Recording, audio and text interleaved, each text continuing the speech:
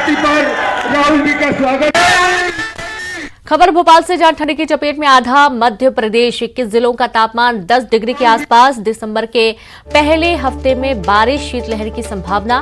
प्रदेश में पचमढ़ी रहा सबसे ठंडा। पचमढ़ी का तापमान 5.2 डिग्री सेल्सियस दर्ज किया गया है।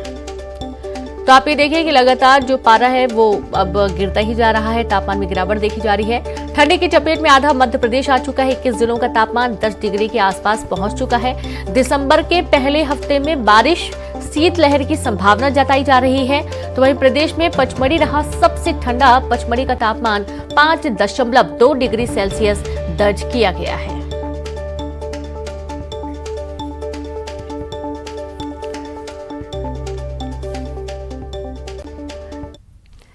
तो एक ग्वालियर से खबर। ग्वालियर में सर्दी का असर बढ़ा। रात का पारा 8.7 डिग्री पर आया। रविवार रात का न्यूनतम तापमान 8.7 डिग्री रहा।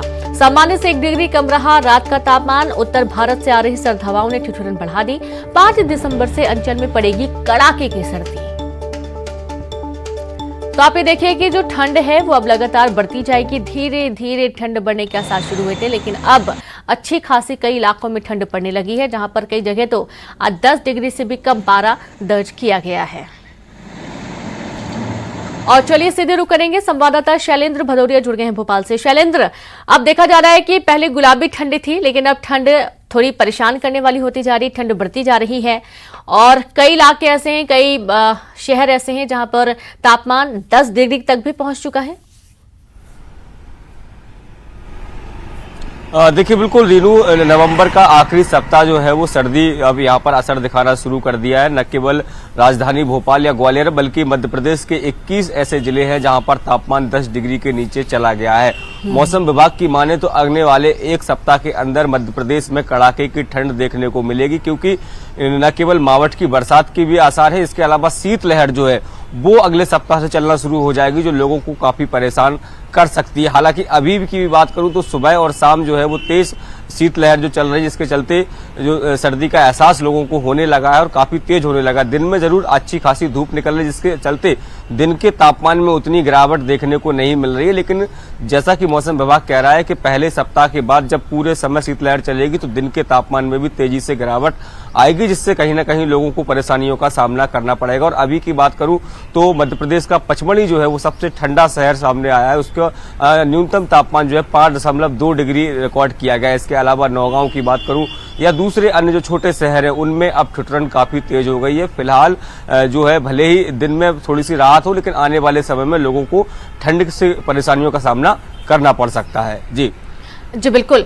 और अब ये भी देखा जा रहा है कि सड़कों में सुबह सुबह लोग निकलते हैं तो पूरी तैयारी के साथ निकलते हैं। कोहरे की भी स्थिति बनती हुई नजर आती है कई इलाकों में। शैलेंद्र,